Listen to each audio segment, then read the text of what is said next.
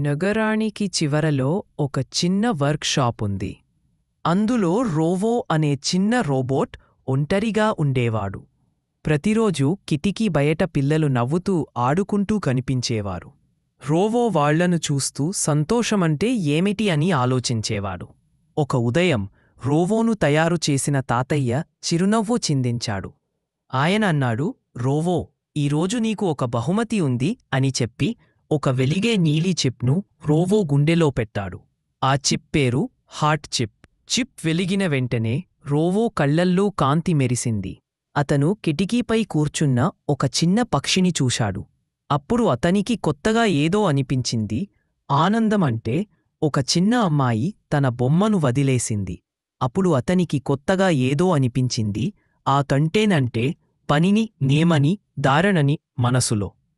సహాయమున్నప్పుడు వస్తుంది. ఇప్పుడు రోవోకు తెలుసు, యంత్రమైనా ప్రేమించగలదు.